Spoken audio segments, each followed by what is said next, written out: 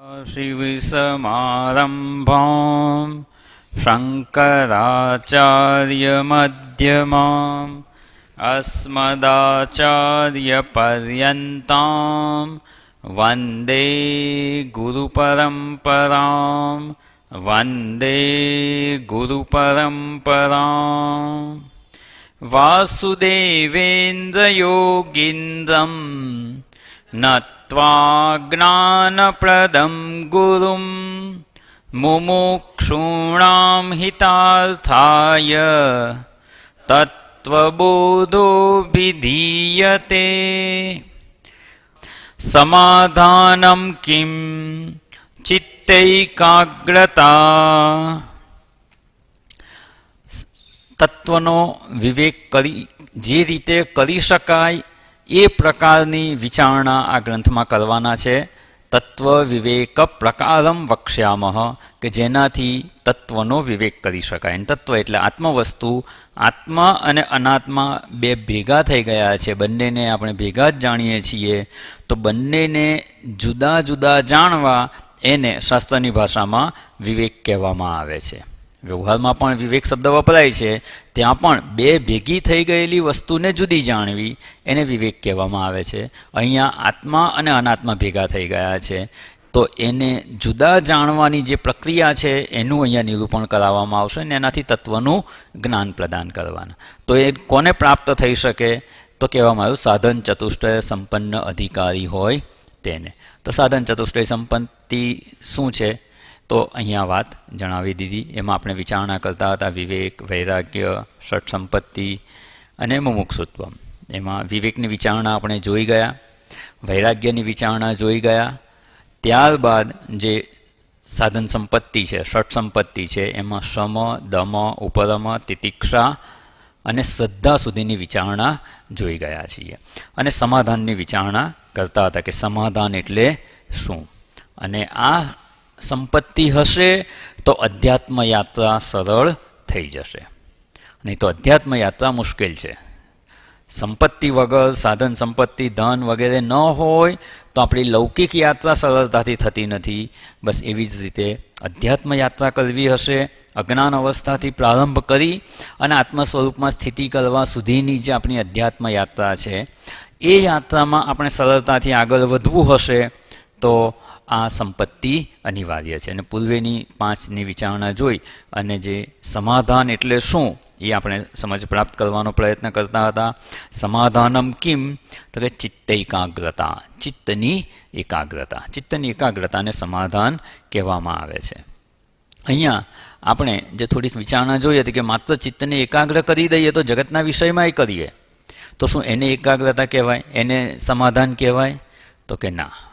અહીંયા મનનું સમાધાન થવું જોઈએ. મનમાં કોઈ પ્રકારનો ગૂંચવાળો ન રહે. આ કરવા જેવું છે કે આ કરવા જેવું છે, આ લક્ષ્ય પ્રાપ્ત કરીએ કે આ કરીએ, એક લક્ષ્ય પ્રાપ્ત થઈ ગયું તો બીજા લક્ષ્યની પ્રાપ્તિ માટે પ્રયત્ન કરીએ. એમ લક્ષ્ય બદલાતા રહેતા હોય ને તો ચિત્તની એકાગ્રતા સંભવતી નથી. એટલે લક્ષ્યની સ્પષ્ટતા આપણે કેળવી શકીએ એના માટે આપણે વિચારણા કરતા હતા કે ચિત્તને એકમાં જ લગાડવાનું. તો એકમાં શેમાં લાગી શકે? ચિત્ત શેમાં લાગે છે આપણું? તો કે જે આપણું લક્ષ્ય હોય ને એમાં આપણું ચિત્ત લાગે જ છે. પણ સામાન્ય રીતે આપણો અનુભવ શું છે કે આપણે લગાડવું છે આત્મ સ્વરૂપમાં, કે શાસ્ત્રના જે વિચારો છે એમાં મનને લગાડવું છે. નિધિધ્યાસનનો પ્રયત્ન કરતા હોઈએ, શ્રવણ કર્યા પછી એને યાદ કરવાનો પ્રયત્ન કરીએ, મનન કરવાનો પ્રયત્ન કરતા હોઈએ, ત્યારે આપણો અનુભવ એવો છે કે આપણે જે વિષયમાં મન લગાડવું છે એમાં લાગતું નથી. અને આ સિવાય પણ ધારો કે કોઈને જપ કરવા છે, ધ્યાન કરવું છે, એ પણ જો કંઈક કરવું હોય, ભગવાનની માળા પણ કરવી હોય, નામ જપ કરવા હોય, તો એમાં પણ મન સરળતાથી લાગતું નથી. તો મન જે ચિત્તની એકાગ્ર કરવું છે પણ એ લાગતું નથી. અહીંયા તો શ્રેષ્ઠ ઉપાય છે બ્રહ્મ સ્વરૂપમાં મનને સ્થિર કરવાનું છે. સમાધાનમ સમ્યક આધાનમ, સારી રીતે મૂકી દેવાનું. અને એવી રીતે મૂકી દેવાનું કે ત્યાંથી બીજે જાય નહીં. એવી રીતે મનની સ્થિતિ બ્રહ્મ સ્વરૂપમાં થાય તો એને સમાધાન કહેવામાં આવે છે. અને એની વિચારણા આપણે જોઈ હતી કે કેમ નથી થતું. કારણ કે આપણે લક્ષ્ય જ નિશ્ચિત નથી કરેલું. ચિત્તની એકાગ્રતા કેમ નથી? તો જ્યારે જ્યારે આપણે આવો પ્રયત્ન કરીએ, ધ્યાન કરવા બેસીએ કે નિધિધ્યાસન કરવા બેસીએ, જપ કરવા બેસીએ, ત્યારે જો મન કે ચિત્ત એકાગ્ર ન થતું હોય ને તો થોડુંક મનને ઓબ્ઝર્વ કરવાનું કે મન આપણે જે વિષયમાં લગાડવું છે એમાં નથી લાગતું તો બીજે ક્યાં લાગે છે. જેને જેને આપણે લક્ષ્ય તરીકે સ્વીકારેલું હશે કે મારે જીવનમાં આ પ્રાપ્ત કરવું છે, લક્ષ્ય એટલે મારે આની પ્રાપ્તિ કરવી છે અથવા મને આ પ્રાપ્ત થાય તો સુખ થાય, જ્યાં જ્યાં લક્ષ્ય બુદ્ધિ હશે આપણી, લક્ષ્ય એને બનાવીએ જેમાં આપણને સુખ બુદ્ધિ હોય. આ બીજી વિચારણા એ છે. બીજા લક્ષ્ય કેમ થઈ જાય છે તો કે ત્યાં ત્યાં આપણને સુખ બુદ્ધિ જણાય છે. ધન હશે તો હું સુખી રહી શકીશ, તો ધનની પ્રાપ્તિ એ લક્ષ્ય બની જાય છે. અને ધનની પ્રાપ્તિ લક્ષ્ય બની જાય અને એવા વ્યક્તિ જ્યારે પણ ધ્યાન કે નિધિધ્યાસન કરવા બેસે ત્યારે શું થાય? ધન ક્યાંથી કેવી રીતે મળે એ વિચાર આવશે જ, ડાયરેક્ટલી કે ઇનડાયરેક્ટલી. આમ કરીએ તો ધન વધારે મળે એ મૂળમાં વિચાર હશે, એ લક્ષ્ય હશે, તો એને લગતા વિચારોને રોકી શકાય નહીં. એટલે આપણું મન લક્ષ્યમાં નથી લાગતું એવું ન કહેવાય. આપણું મન તો લક્ષ્યમાં લાગે જ છે. ભૂલ ત્યાં થઈ છે કે આપણે આપણા મનને અનેક લક્ષ્ય આપી રાખેલા છે. લક્ષ્યની અનેકતા છે ને એટલે ચિત્તની અનેકાગ્રતા છે. એકાગ્રતાનો વિરોધી અનેકાગ્રતા. અનેકમાં લાગેલું છે. થોડીક વાર આમાં લાગશે, થોડીક વાર બીજા વિષયમાં લાગશે, થોડીક વાર બીજા વિષયમાં લાગશે. એક જ વિષયમાં કેમ નથી લાગતું તો કે જેમાં લગાડવું છે એ એકને જ લક્ષ્ય રૂપે સ્વીકારેલું નથી. અને એને આપણે સમજવા માટે ખૂબ વિસ્તારપૂર્વક સમજ પ્રાપ્ત કરી હતી, જેમાં વિવેક ચૂડામણીનો જે શ્લોક હતો એને ખાલી યાદ કરી લઈએ. સર્વદા સ્થાપનમ બુદ્ધેહે, બુદ્ધિને સર્વદા હંમેશ માટે સ્થાપિત કરી દેવી. ક્યાં? તો કે શુદ્ધે બ્રહ્મણી, શુદ્ધ બ્રહ્મમાં. અત્યારે આપણી બુદ્ધિ ક્યાં સ્થાપિત થયેલી છે? જેને જેને સુખ બુદ્ધિપૂર્વક પકડીએ એ આપણું લક્ષ્ય બને છે અને એમાં બુદ્ધિ સ્થિર થઈ જાય છે. એટલે મન આપણું એકાગ્ર નથી થતું એવું કહેવાય જ નહીં. બીજું કોઈ વ્યક્તિ કે કોઈ વસ્તુ આપણું કહ્યું ન માને એ બની શકે. આપણું મન તો આપણું કહ્યું માને જ છે. આપણે કહીએ એમાં એકાગ્ર થાય જ છે. પ્રશ્ન એટલો જ છે કે આપણે એને ક્યાં એકાગ્ર થવાનું કહીએ છીએ. જો એને બીજા વિષયમાં કહીશું તો એમાં એકાગ્ર થશે. આપણે એને બ્રહ્મ સ્વરૂપમાં એકાગ્ર કરવું છે એવો નિશ્ચય જ નથી થવા દેતા. આપણે જગતમાં જ જો મહત્ત્વ આપી, જગતની કોઈ પણ વસ્તુને જો મહત્ત્વ આપેલું હશે ને કે એનાથી મને સુખ થઈ શકે એમ છે, કે એનાથી હું સુખી થઈશ, એવી જગતમાં ક્યાંય પણ ખૂણે ખાંચે ક્યાંય જો એવી સુખબુદ્ધિ રહેલી હશે ને તો એ આપણું લક્ષ્ય બની જશે. અજાણતા પણ એ આપણું લક્ષ્ય બનશે, અને લક્ષ્ય બનશે એટલે મન એમાં જશે. એટલે જે બ્રહ્મ સ્વરૂપમાં લગાડવું છે એમાં લાગશે નહીં અને બીજે જશે. એમાં મનનો વાંક નથી, આપણે નિશ્ચયો ખોટા કરેલા છે. તો એ નિશ્ચય સુધારવાની આવશ્યકતા છે. અને જ્યારે બ્રહ્મ સ્વરૂપની પ્રાપ્તિ એ જ આપણું લક્ષ્ય થઈ જાય તો બીજે મન જશે જ નહીં. એટલે સામાન્ય રીતે બધા એમ થાય કે મારે તો બ્રહ્મ જ પ્રાપ્તિ કરવી છે, મોક્ષ જ પ્રાપ્ત કરવો છે, એવું કહીએ છીએ ખરા, પણ એવો દ્રઢ નિશ્ચય નથી થયેલો. દ્રઢતાથી એ લક્ષ્યને પકડ્યું નથી, એટલે એ સિવાયના લક્ષ્ય પણ, એ સિવાયના જે ગોલ છે એ પણ આપણા જીવનમાં આવી જાય છે.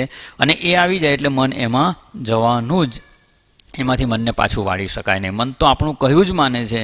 આપણે જ ખોટું ખોટું કહી રાખેલું હોય તો એને જ અનુસરે.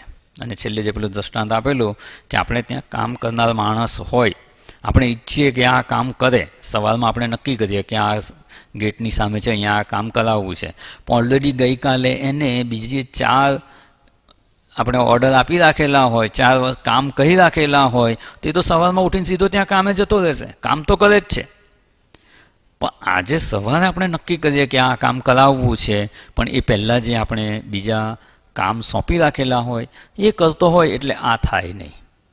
બસ એવી જ રીતે આપણા મનને જો ભિન્ન ભિન્ન લક્ષ્ય આપી રાખેલા હશે, અને અત્યાર સુધીના આ જીવનના પણ અત્યાર સુધીના જે લક્ષ્ય આપણે નક્કી કરેલા હશે, અથવા જ્યાં જ્યાં સુખબુદ્ધિ કરી હશે, અથવા મનમાં પૂર્વજન્મના અનેક સંસ્કાર છે, અનેક વાસના છે કે મેં આ ભોગ કર્યો, કે આ વસ્તુ પ્રાપ્ત કરી એટલે મને સુખ થયું હતું, એટલે એમાં સુખ છે.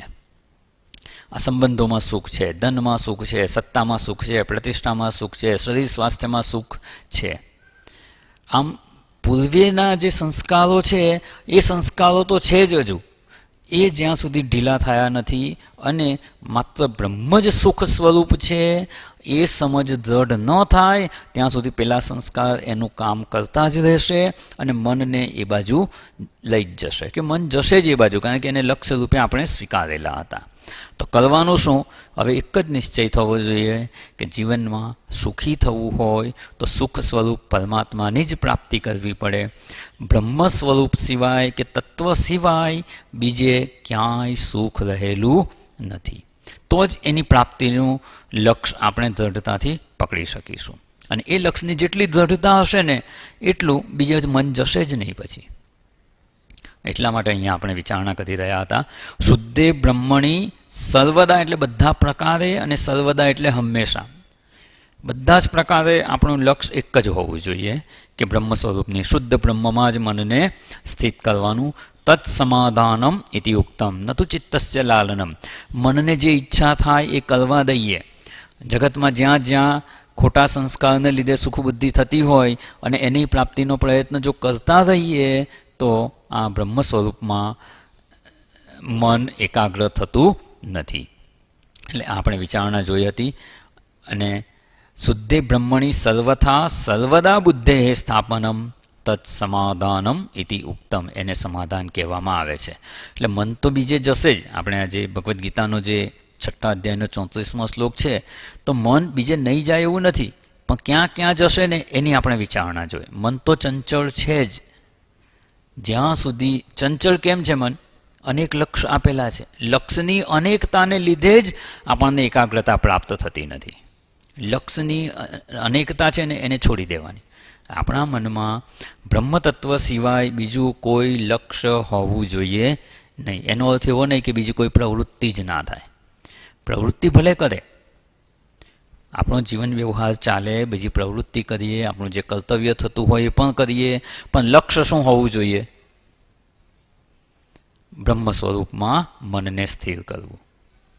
જો કહે ને એક વિદ્યાર્થી છે, એણે એન્જિનિયર થવું છે, ચાર્ટર્ડ એકાઉન્ટન્ટ થવું છે, ડૉક્ટર થવું છે, ભણી ગણીને આ થવું છે. હવે એનું લક્ષ્ય શું થઈ ગયું? એને જે ભણવું છે તે એનું લક્ષ્ય થઈ ગયું. તો શું 24 કલાક ચોપડી લઈને જ બેસી રહેશે? એની જે કંઈ પ્રવૃત્તિ હશે ને એ બધાના કેન્દ્ર સ્થાને આ એક જ લક્ષ્ય હશે કે સારામાં સારી રીતે હું કેવી રીતે ભણી શકું. એટલે બીજું નહીં કરે એવું નહીં. એ સૂઈ પણ જશે, નાવા ધોવાનું, ખાવા પીવા, ફરવાનું, મિત્રો સાથે મળવાનું, આ બધું ચાલુ રહેશે. એ ખાશે તો પણ શેના માટે? તો કે શરીર સ્વાસ્થ્ય સારું રહે અને હું સારી રીતે અધ્યયન કરી શકું. રાત્રે મોડે સુધી જાગશે. કેમ જાગશે? ભણવું છે એટલે. સૂઈ જશે. શેના માટે સૂઈ જશે? તો કે વાંચીને થાકી ગયા છે તો એ થાક ઉતરી જાય, સવારે ફ્રેશ થઈને ફરી વાંચી શકાય. એ ટીવી જોશે. શેના માટે જોશે? ધારો કે 15 મિનિટ એને ટીવી જોયું, ટીવીમાં કોઈ પ્રોગ્રામ છે એને જોયો કે મેચ ચાલે છે, 10-15 મિનિટ ટીવી ચાલુ કરીને જુએ છે. શેના માટે જુએ છે? એનું લક્ષ્ય છે ક્રિકેટ મેચ જોવીએ? ના. પણ વાંચીને બોરિંગ થઈ ગયા હોય તો એમ થાય કે 10 મિનિટ ફ્રેશ થઈ જઈએ. તો ટીવી જુએ છે, ટીવી જોવાનું લક્ષ્ય નથી. મન થોડું હળવું થાય એના માટે જુએ છે. લક્ષ્ય શું છે? જે પોતે નિર્ધારિત કરેલું છે એ જ મુખ્ય લક્ષ્ય છે. એવી રીતે જે કહ્યું ને કે કોઈ નિર્ધન હોય તેનું લક્ષ્ય શું હોય? ધન પ્રાપ્તિ. પછી ગમે તે પ્રવૃત્તિ કરે. અને ગઈ વખતે મેં દ્રષ્ટાંત આપેલું કે જેને ધન પ્રાપ્તિ જ ધ્યેય છે ને એ સત્સંગમાં આવે તો એ શેના માટે આવે? ધન માટે. કે ત્યાં ઘણા બધા લોકો આવે છે. સ્વામીજીના વર્ગમાં જઈએ, આટલા 100-150 લોકો ક્લાસમાં રવિવારે આવે, સવારે તો આટલા બધા લોકો, બધા સાથે ઓળખાણ થાય, બધાની સાથે વાત કરીશ તો આપણો ધંધો ચાલે. મંદિરે જાય. શેના માટે જાય? ભગવાન પાસે જાય છે. ભગવાન પાસે જઈને ભગવાનને પ્રાર્થના કરે છે. શું ભગવાનની પ્રાપ્તિ માટે પ્રાર્થના છે એની? શું હશે? એ ભગવાન મને વધારે ધન મળે, મારો ધંધો સારો ચાલે, કે મારું આ કામ થઈ જાય. જાય છે ભગવાન પાસે. પણ ભગવાનની પ્રાપ્તિ કે ભગવાન આપની પ્રાપ્તિ થાય એવી એની પ્રાર્થના હોતી જ નથી. કેમ? તો કે પરમેશ્વરની પ્રાપ્તિ એનું લક્ષ્ય નથી. એનું લક્ષ્ય કંઈક બીજું છે. એટલે એનું જે લક્ષ્ય એને નક્કી કરેલું છે ને, બધી જ પ્રવૃત્તિ એના માટે જ હોય છે. યોગી હોય તો યોગ સાધના કરવી છે, આર્થિક તકલીફ હોય તો ધન પ્રાપ્તિ એનું લક્ષ્ય છે. તો મુમુક્ષુનું લક્ષ્ય શું હોવું જોઈએ? મોક્ષની પ્રાપ્તિ. એટલે મોક્ષની પ્રાપ્તિ એટલે જ્યારે જ્યારે બ્રહ્મ બ્રહ્મ બ્રહ્મ હું બ્રહ્મ છું એમ બોલ્યા કરે ના. જે કંઈ કરશે ને એમાં કેન્દ્ર સ્થાને આ એક જ લક્ષ્ય છે. પોતાનું કર્તવ્ય કર્મ કરે તો એનાથી ધન મળે એટલે કરે છે, સમાજમાં પ્રતિષ્ઠા મળે એટલે કરે છે, સમાજ કલ્યાણના કાર્યો કરે છે એના માટે કરે છે. આ ખબર છે કે મારે લક્ષ્ય પ્રાપ્ત કરવું છે, બ્રહ્મની પ્રાપ્તિ કરવી છે, એના માટે જે કંઈ ઉપયોગી હશે ને કર્તવ્ય કર્મ કરીને ચિત્તશુદ્ધિ કરવી છે, ઈશ્વરનો અનુગ્રહ પ્રાપ્ત કરવો છે કે જેથી મારું ચિત્ત શુદ્ધ થાય. ચિત્ત શુદ્ધ કરીને શું કરવું છે? ચિત્ત શુદ્ધ હશે તો આત્મતત્વના જ્ઞાન પ્રાપ્તિના અધિકારી થવાશે, અને એવા અધિકારી થવા માટે જે જરૂરી હોય બધું જ કરે. એનું લક્ષ્ય નથી, લક્ષ્ય છે બ્રહ્મ સ્વરૂપની પ્રાપ્તિ. એટલે મન ચંચળ છે. કેમ? કારણ કે એને લક્ષ્ય અનેક આપેલા છે. આપણે જો લક્ષ્યને ધીમે ધીમે ધીમે ઓછા કરતા જઈશું ને, કે આ વસ્તુ જીવનનું લક્ષ્ય નથી, સારામાં સારું ભોજન ખાવું છે, જો એ જ ઈચ્છા હોય અને એના માટે પ્રયત્ન કરે તો એનું લક્ષ્ય થઈ ગયું. પણ આપણું લક્ષ્ય શું છે? સ્વસ્થ રહેવું છે કે જેથી આત્મચિંતન કરી શકાય. અને એ વખતે ખાવા બેઠા ને ભાવતા ભોજન મળે, ભાવતી વસ્તુ મળે તો શું આનંદ ના થાય?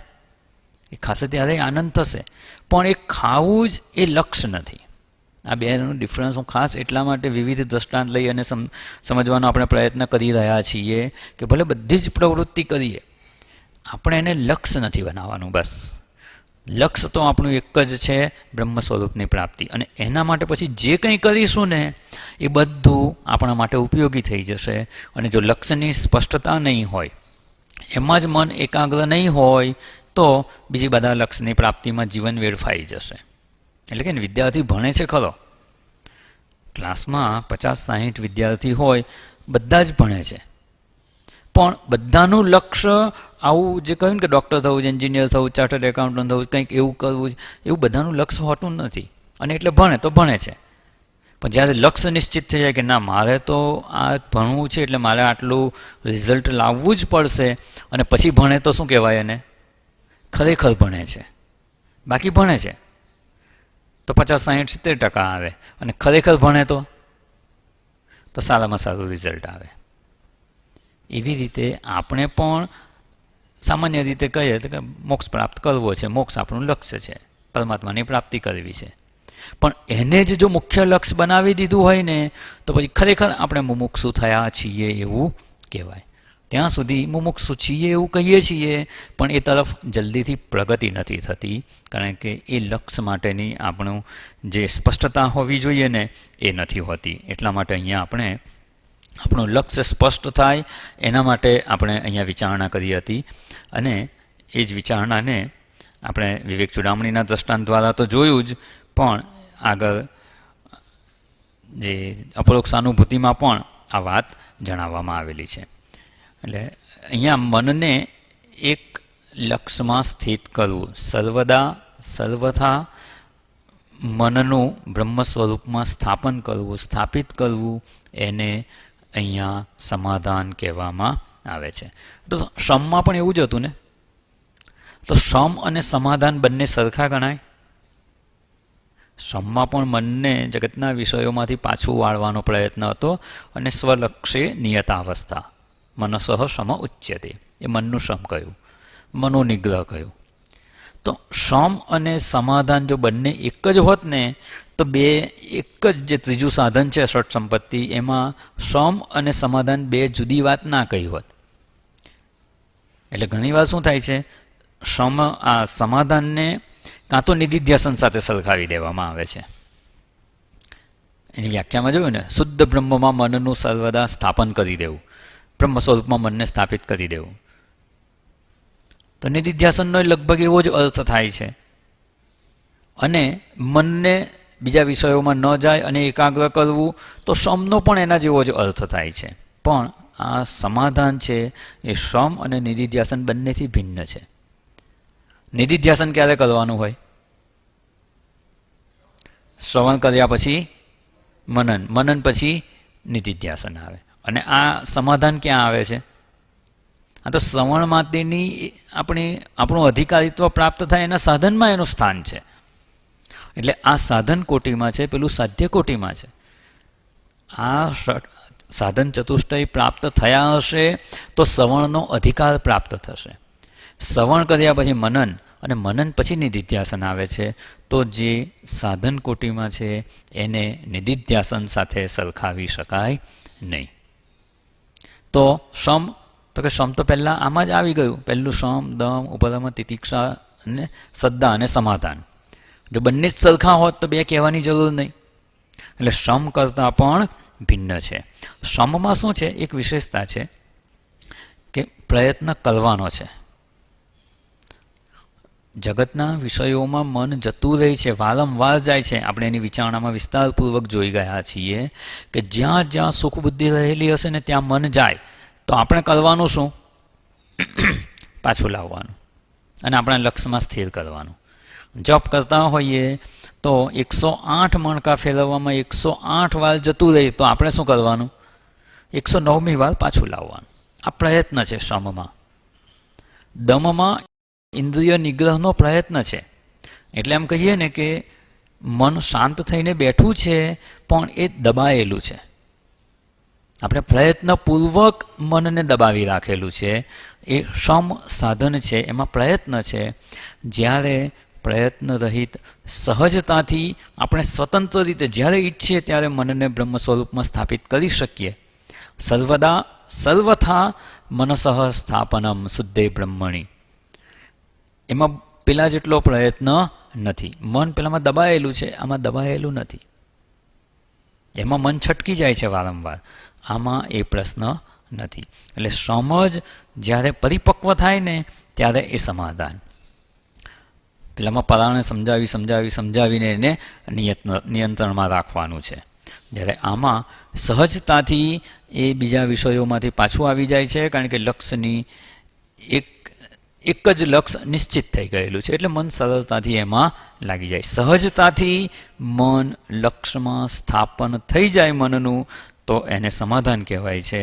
અને શમ અને દમ એમાં પ્રયત્નપૂર્વક મનને નિયમનમાં રાખવાનું છે. એટલે શમ અને નિધિધ્યાસન એ બંને કરતાં આ જુદી જ વસ્તુ છે. અને સમાધાનને સમાધાનની રૂપે જ સમજવાનું.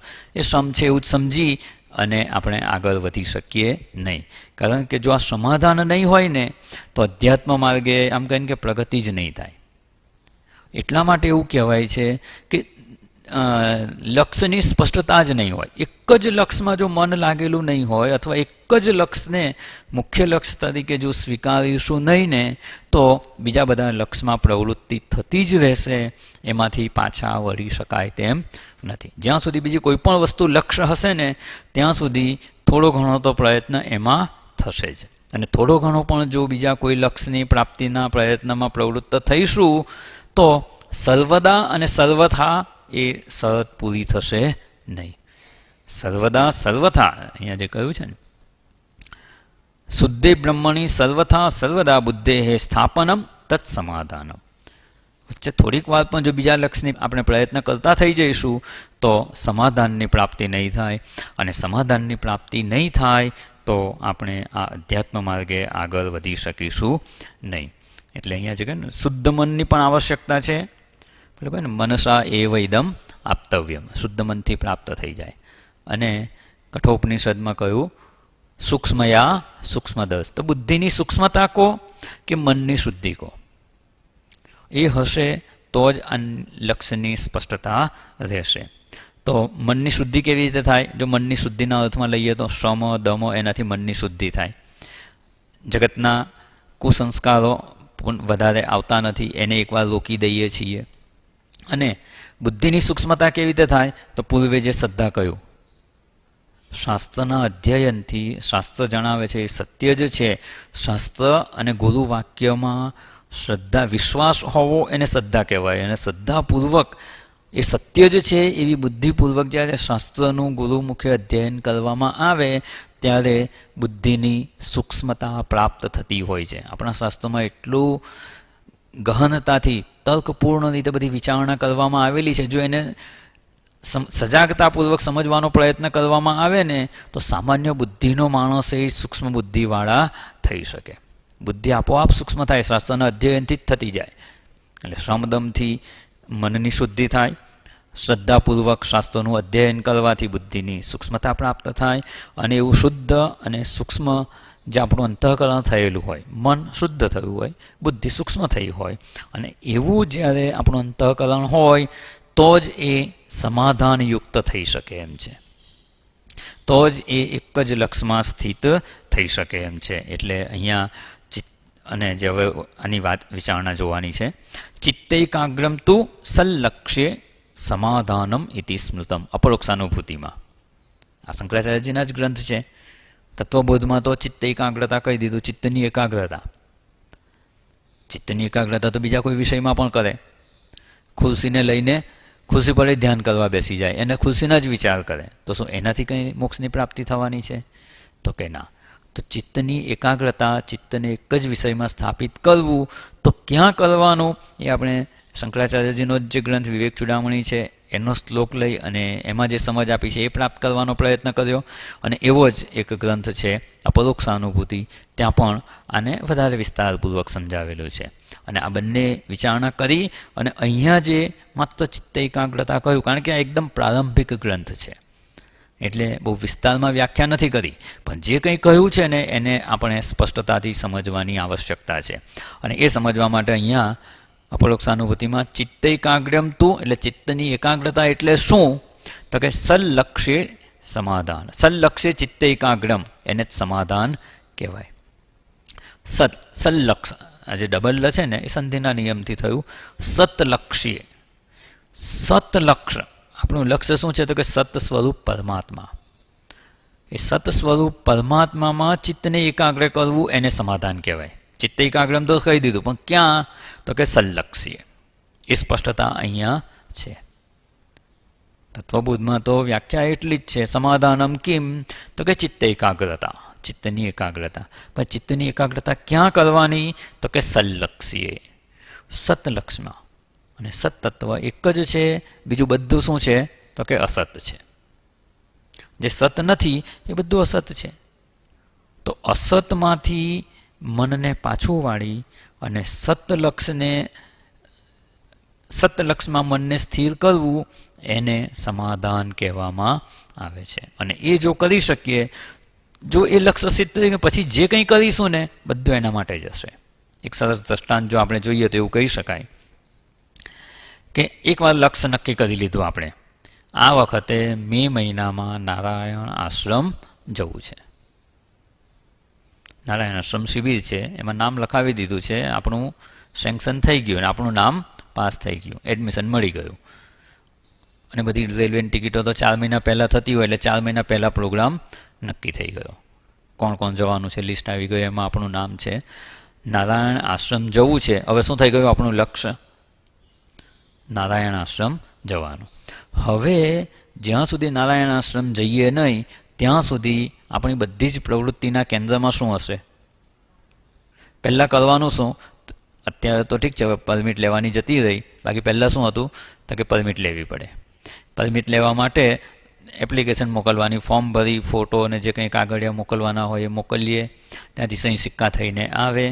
એ પરમિટ આવી ગઈ એટલે પહેલો પ્રયત્ન એ હશે. તો ફોર્મ કલેક્ટ કરીએ, ફોર્મ ભરીને મોકલવાનું, પોસ્ટમાં જઈને આપી આવીએ. ત્યાર પછી બીજી શું તૈયારી કરવાની?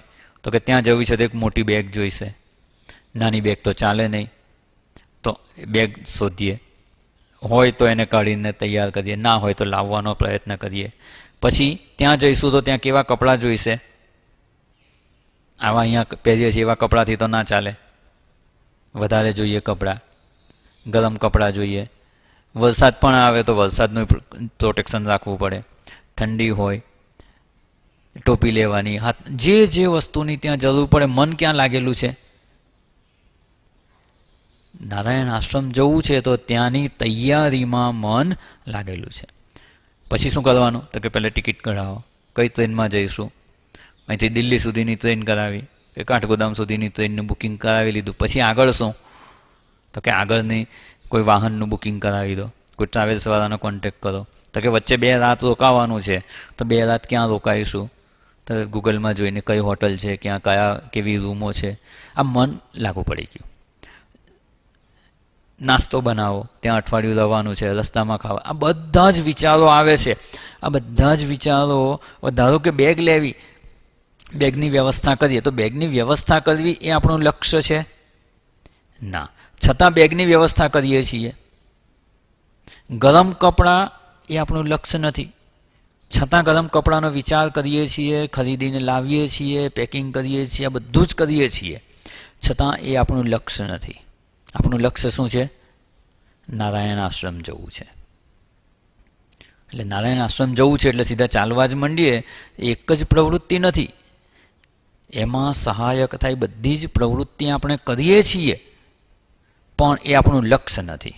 અહીંયા જે મુખ્ય સમજવાની વાત એ છે, જે વેદાંતના સાધક તરીકે આના પર વધારે ભાર મૂકવાની આવશ્યકતા છે કે જે રીતે નારાયણ આશ્રમ જવું લક્ષ્ય છે, આપણું મુખ્ય લક્ષ્ય એક જ છે.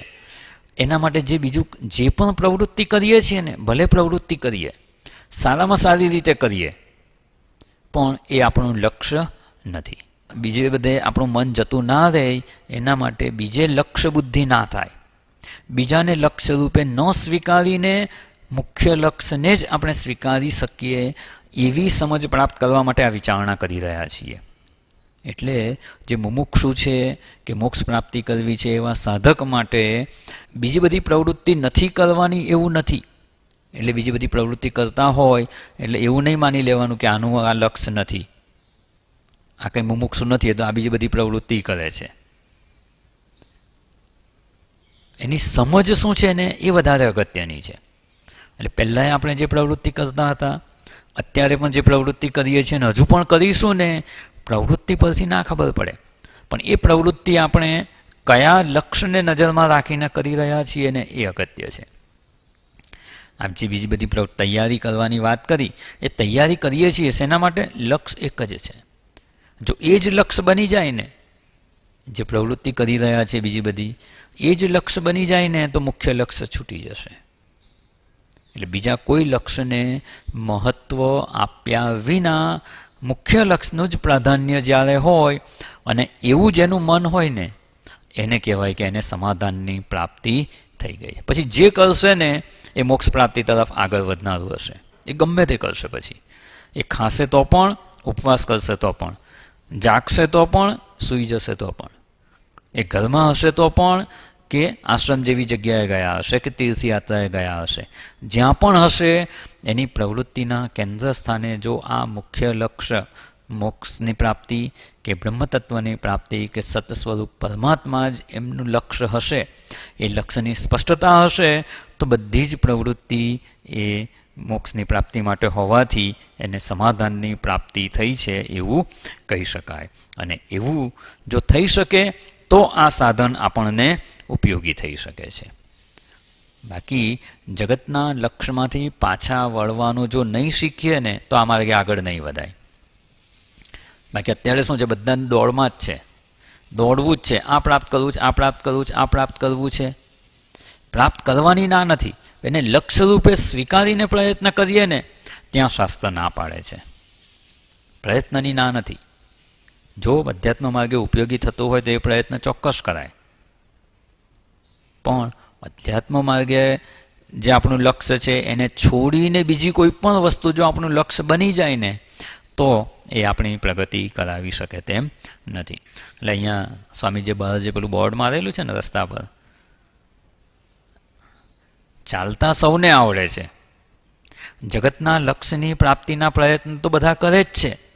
જગતની વસ્તુઓને લક્ષ્ય માની અને પ્રયત્ન કરે ને, એ ચાલતા જ રહે છે, દોડમાં જ છે, બધા હરીફાઈમાં જ છે. મારે આ પ્રાપ્ત કરવું, હું સૌથી આગળ, મારી પાસે સૌથી વધારે હોવું જોઈએ, પણ ક્યાં ઊભા રહેવું ને એ કોઈક જ જાણે છે. અર્થાત કે જગતના લક્ષ્યને હવે છોડી દીધા, જગતની વસ્તુઓ લક્ષ્ય નથી બનતી, એ ઊભા રહી ગયા. આપણે ચાલે છે અર્થાત શું, એક વ્યક્તિ ચાલે છે એટલે શું, કંઈક એનું લક્ષ્ય છે ને, કંઈક જવું છે એને, અહીંથી બહાર નીકળીને ઓફિસે જવું છે, કે મંદિરે જવું છે, કે ક્યાંય જવું છે, તો એ ચાલે છે, એનું લક્ષ્ય છે. આ ઊભા રહી જવું એટલે શું, જગતના બધા લક્ષ્ય હવે છૂટી ગયા છે. માત્ર એક જ લક્ષ્ય બાકી રહ્યું છે. સલ્લક્ષ્યે ચિત્તૈકાગ્ર્યમ. સત્લક્ષ્યમાં સત સ્વરૂપ પરમાત્મામાં જ થયું ને તો શું એને ઊભો રહી ગયો એટલે શું? જગતની પ્રવૃત્તિમાં ઊભા રહી ગયું. જગતને લક્ષ્ય માનવામાંથી ઊભા રહી જવાનું. જગતની કોઈ વસ્તુ આપણું લક્ષ્ય બની જ ના શકે. જો જગતની કોઈ પણ વસ્તુને લક્ષ્ય બનાવીશું ને તો આ એકાગ્રતા સિદ્ધ નહીં થાય. ચિત્તની એકાગ્રતા સિદ્ધ કરવા માટે જગતના બધા લક્ષ્યમાંથી ઊભા રહેતા શીખી જવાનું. અને જો એ ઊભા રહી શકીએ તો ચોક્કસ આપણે આ સમાધાનની પ્રાપ્તિ કરી શકીએ તેમ છીએ. એટલે આપણે આ જે કહ્યું ને બ્રહ્મ લક્ષ્ય છે એ ઉપનિષદમાં પણ આ વાત જણાવી છે. માત્ર આપણે આપણી બુદ્ધિથી વિચાર કરીએ, તર્કથી વિચારણા કરીને નક્કી કરીએ એવું નથી. પ્રકરણ ગ્રંથની વિચારણા જોઈ, આપણા આચાર્યોએ જણાવી છે, શંકરાચાર્યજીએ વિચારણા જોઈ, સત સ્વરૂપ છે એ જ આપણું લક્ષ્ય બની શકે, શુદ્ધ બ્રહ્મ જ લક્ષ્ય બની શકે છે. અને મુંડક ઉપનિષદમાં પણ પ્રણવો ધનુ સરોયાત્મા બ્રહ્મ તલ્લક્ષ્યમ ઉચ્યતે અપ્રમત્તેન વેદ્ધવ્યમ સર્વત તન્મયો ભવેત. પ્રણવ ધનુ એ સાધના છે. પ્રણવ કે ઓમકાર છે એ ધનુષ્ય છે. એનો આધાર લઈ અને સરહ આત્મા, સરહ એટલે બાણ, ધનુષ પર જે બાણ ચઢાવેલું છે એ શું છે તો કે આત્મા, અર્થાત કે અહીંયા જીવાત્મા. જે સાધક સાધના કરી રહ્યા છે, બ્રહ્મ તત્વની પ્રાપ્તિનો પ્રયત્ન કરે છે એ બાણ છે. અને લક્ષ્ય શું છે? લક્ષ્યનું વેધન કરવા શું જોઈએ તો કે ધનુષ હોય, બાણ હોય, અને બાણથી લક્ષ્યનું વેધન. તો એ લક્ષ્ય શું છે? બ્રહ્મ તલ્લક્ષ્ય. બ્રહ્મ જ લક્ષ્ય છે. એ સિવાયનું બીજું કોઈ લક્ષ્ય હોઈ શકે, હોવું ન જોઈએ. એ હશે તો આ સમાધાનની પ્રાપ્તિ થઈ શકશે નહીં. અને સમાધાનની પ્રાપ્તિ નહીં થાય તો સાધન ચતુષ્ટયની પ્રાપ્તિ થઈ છે એવું નહીં કહેવાય.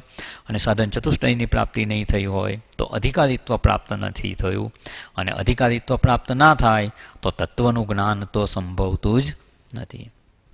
અને ગઈ વખતે કહ્યું હતું ને કે આમાં એલિજિબલ થયા વગર એડમિશન મળે તેમ નથી. અહીંયા કોઈ પ્રકારનું કોઈ ક્વોટાનું રિઝર્વેશન નથી કે લેડીઝ કોટામાં મળી જાય, હેન્ડીકેપ કોટામાં મળી જાય, સિનિયર સિટીઝનના કોટામાં એડમિશન મળી જાય, એવું અહીંયા નથી. અધિકારીત્વ પ્રાપ્ત કરવું જ પડે. અને આ અધિકારીત્વમાં આ જે છઠ્ઠી સંપત્તિ છે સમાધાન, એની પ્રાપ્તિ માટે અહીંયા જણાવે છે. સમાધાન, મનનું સમાધાન થઈ ગયું. સમાધાન ના થાય ત્યાં સુધી શું? આ એ જોઈએ ને પેલું જોઈએ. સમાધાન થાય બસ હવે મનનું સમાધાન, આ જ વસ્તુ જોઈએ છે, બીજામાં પછી મન જશે નહીં. એટલે અને સર્વત તન્મયો ભવે. બાણ છે, બાણને જ્યારે ધનુષમાંથી છોડવામાં આવે અને એક સામે લક્ષ્ય નક્કી કરેલું હોય, એક બોર્ડ હોય, પ્રેક્ટિસ કરતા હોય તો એની પર ચકેડા દોડેલા હોય અને વચ્ચે લાલ ટપકું હોય, અને એ લક્ષ્યનું વેધન થઈ ગયું તો હવે લક્ષ્ય અને બાણ બે જુદા રહી ખરા? લક્ષ્યની અંદર પેનેટ્રેટ થઈ ગયું તો જ લક્ષ્યનું વેધન થયું કહેવાય. પછી એનાથી જુદું નથી, લક્ષ્યને વેધીને નીચે પડી જાય એવું નથી થતું. એવી રીતે અહીંયા જીવ પણ જ્યારે બ્રહ્મને લક્ષ્ય રૂપે સ્વીકારે અને એની પ્રાપ્તિનો પ્રયત્ન કરે અને પ્રણવરૂપી જે સાધના કહેવામાં આવી છે, બધી સાધનાનો નિર્દેશ છે, અને એના દ્વારા જ્યારે એ સર્વત તન્મયો ભવે, એના રૂપ થઈ જાય, લક્ષ્ય રૂપ જ થઈ જાય, તો જીવાત્મા છે એ બ્રહ્મરૂપ થઈ જાય છે. એટલે જીવેશ્વર ઐક્યની એ જ વાત કરી છે. બાણ છે એ જે લક્ષ્યરૂપ જ થઈ જાય છે, એનાથી ભિન્ન રહેતું નથી.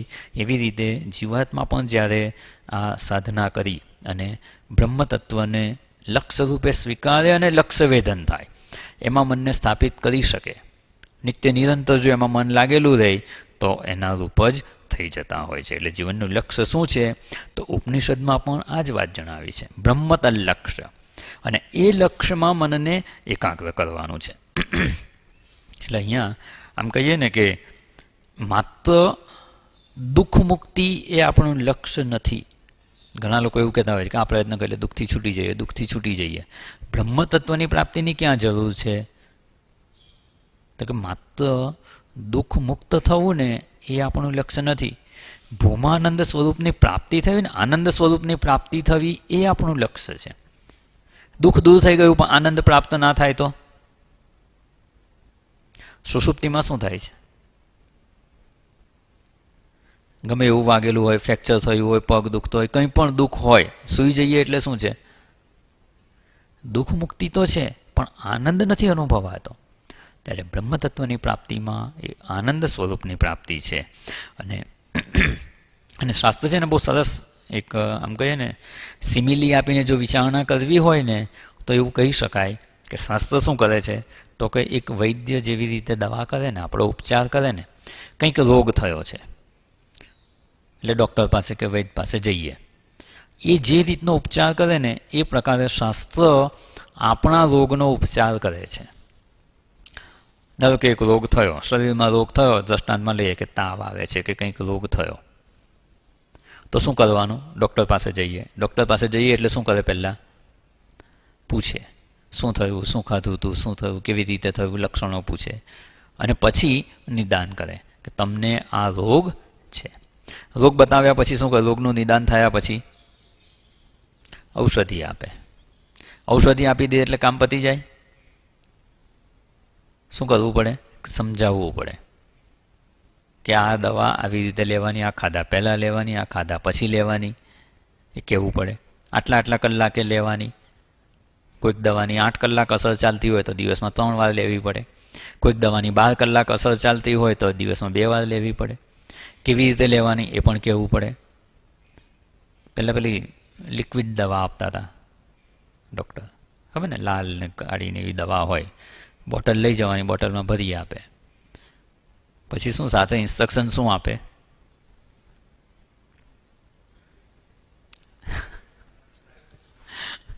કોને હલાવવાનું?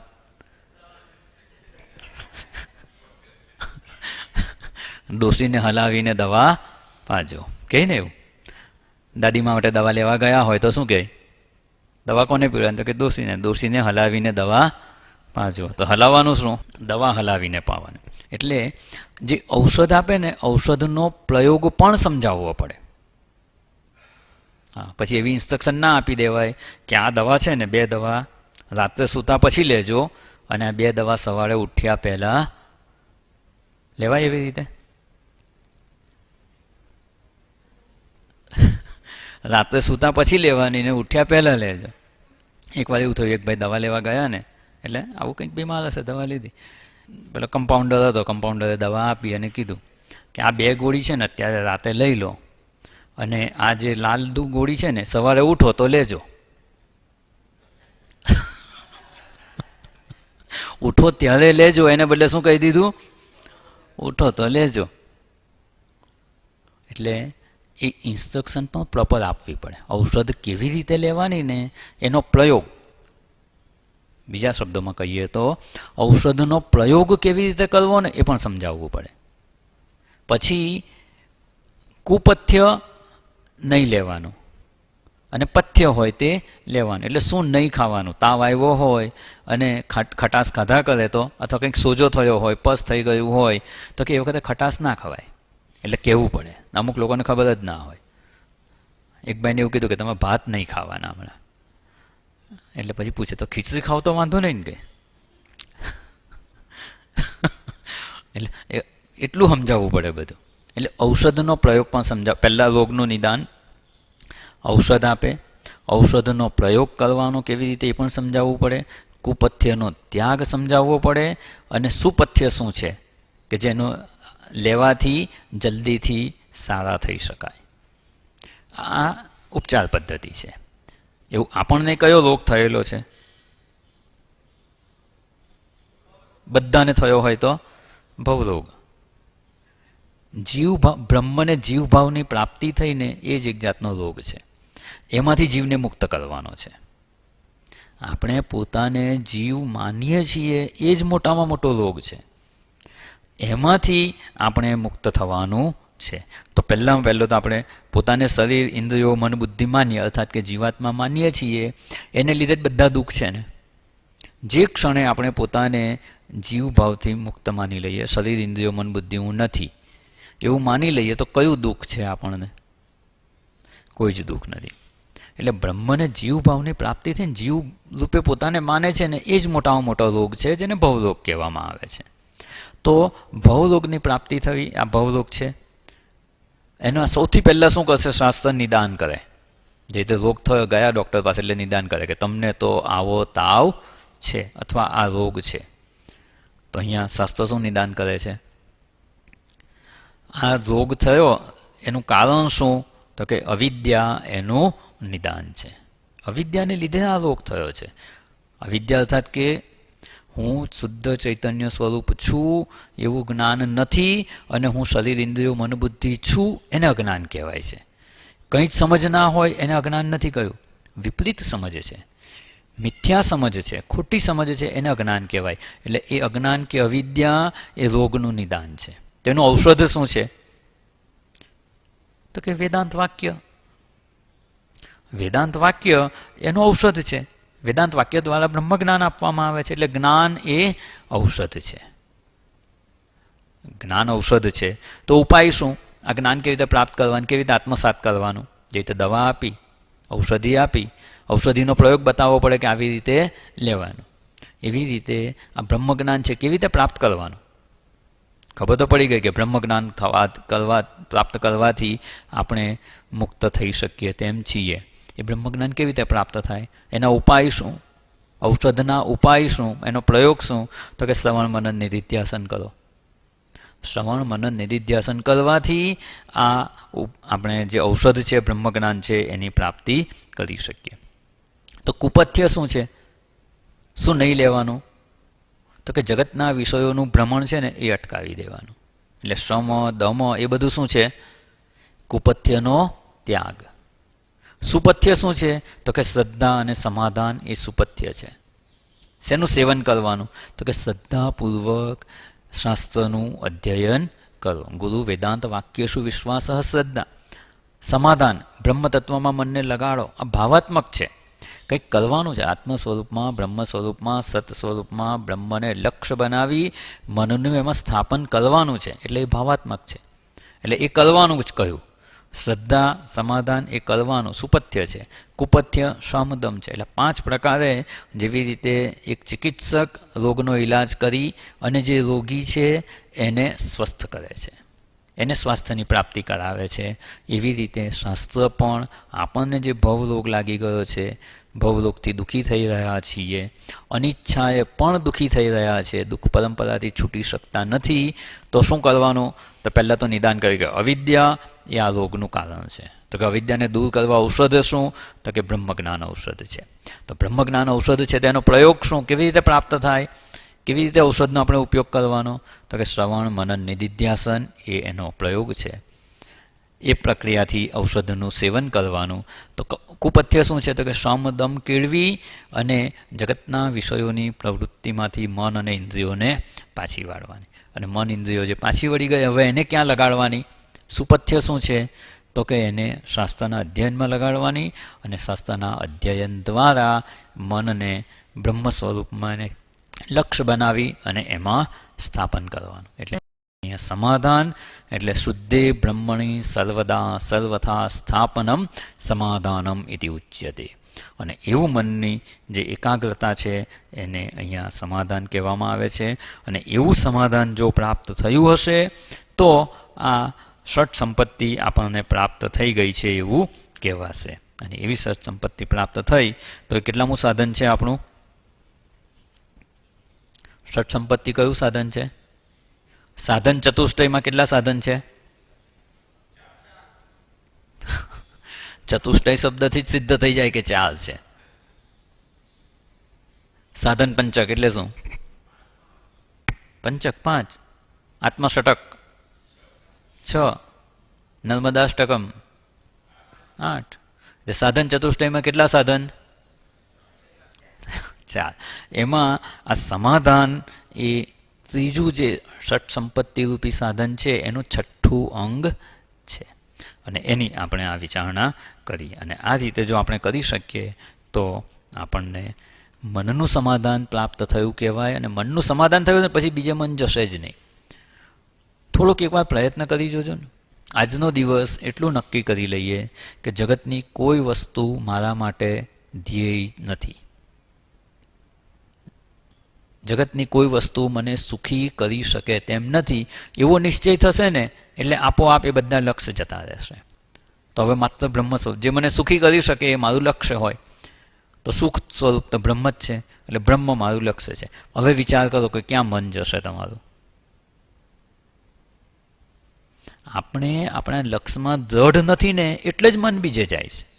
તો મન બીજે જવાનું કોઈ કારણ જ નથી.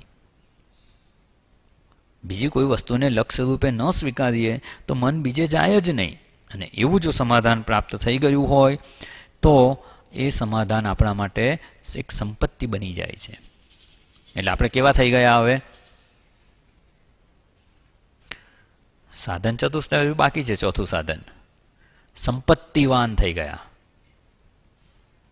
એટલે આ સંપત્તિ આપણી આધ્યાત્મિક સંપત્તિ છે, અને એવી સંપત્તિ જો પ્રાપ્ત થઈ ગઈ તો ચોક્કસ આપણે અધ્યાત્મ માર્ગે ખૂબ સરળતાથી આગળ વધી શકીએ તેમ છીએ. અને આવી જો વિચારણા આપણે કરી શકીએ અને આ પ્રકારે જો મનને બ્રહ્મ સ્વરૂપમાં લક્ષ્યમાં સ્થિર કરી શકીએ તો પ્રગતિ, આમ કહીએ ને કે આજકાલ પેલી ટ્રેન કઈ નવી નીકળી છે? ના હમણાં તેજસ તો ખરી, એના કરતાં ફાસ્ટ છે વંદે ભારત. હા, એમાં બેસી જાય તો કેટલા ફાસ્ટ પહોંચી જવાય. બસ આ અધ્યાત્મ માર્ગે એવી પ્રગતિ થઈ જાય છે. એટલે અહીંયા આપણે આની વિચારણા જોઈ. સમાધાન કેવી રીતે કરવાનું એની પણ સમજ પ્રાપ્ત કરી. સમાધાન એટલે શું, કેવી રીતે આપણા મનનું આપણે સમાધાન કરી શકીએ, અને એમાં કયા કયા અવરોધ આવે, બીજા લક્ષ્યને કેવી રીતે દૂર કરવા, એમાંથી માત્ર સુખ બુદ્ધિ દૂર કર. જેમાં એવું થતું હોય ને કે આમાં મળે તો આ મારું લક્ષ્ય છે, મારે આ પ્રાપ્ત કરવું છે, જોઈ લેવાનું કે એમાં સુખ છે. જો એમાંથી સુખ બુદ્ધિ છોડી શકીશું ને તો એ લક્ષ્ય આપોઆપ દૂર થઈ જશે. અને એ લક્ષ્ય નહીં બને તો એના વિચારો આપણને વિક્ષેપ ઊભો કરશે જ નહીં. એ જ વસ્તુના વિચારો આપણને વિક્ષેપ ઊભો કરે છે જેમાં સુખ બુદ્ધિ છે. આપણા જીવનના અનુભવનો વિચાર કરજો. જ્યારે સમય મળે ત્યારે વિચાર કરજો કે કયા વિચારો મને વિક્ષેપ ઊભો કરે છે. જ્યાં જ્યાં કોઈક પ્રકારે સુખ બુદ્ધિ હશે, અને જ્યાં સુખ બુદ્ધિ હશે એને લીધે રાગ અને દ્વેષ તો હશે જ હશે. ભલે કહેતા હોય, માનતા હોય કે મારામાં તો કોઈ રાગ દ્વેષ નથી, પણ ક્યાંક પણ જો સુખ બુદ્ધિ રહી છે તો રાગ દ્વેષ અવશ્યંભાવી છે. અને રાગ દ્વેષ હશે તો એના વિચારો વિક્ષેપ ઊભો કરશે જ. એટલે પ્રયત્ન આપણો એ જ હોવો જોઈએ કે જગતમાંથી સુખ બુદ્ધિ ઓછી કરતા જવાની. એ મને સુખી કરી શકે એમ નથી, એ નિશ્ચયને દ્રઢ કરતા જવાનું. જગતની કોઈ પણ વસ્તુ સુખી કરી શકે એમ નથી તો પછી એ મારું લક્ષ્ય બની શકે નહીં. જે સુખ સ્વરૂપ છે એ જ મારા માટે લક્ષ્ય બને છે. અને એવા સતબ્રહ્મમાં સલ્લક્ષ્ય સ્થાપનમ, એમાં મનને આપણે સ્થિર કરવાનો પ્રયત્ન કરવાનો છે. અને એ આપણે કરી શકીએ એવી આપણે ઈશ્વરને પ્રાર્થના કરીએ. અને આજે સમય થઈ ગયો છે, અહીંયા આપણે વિરામ લઈએ. ઓમ પૂર્ણમદ પૂર્ણમિદમ પૂર્ણાત પૂર્ણમુદચ્યતે પૂર્ણસ્ય પૂર્ણમાદાય પૂર્ણમેવાવશિષ્યતે. ઓમ શાંતિ શાંતિ શાંતિ. હરિ ઓમ શ્રી ગુરુભ્યો નમઃ. હરિ ઓમ.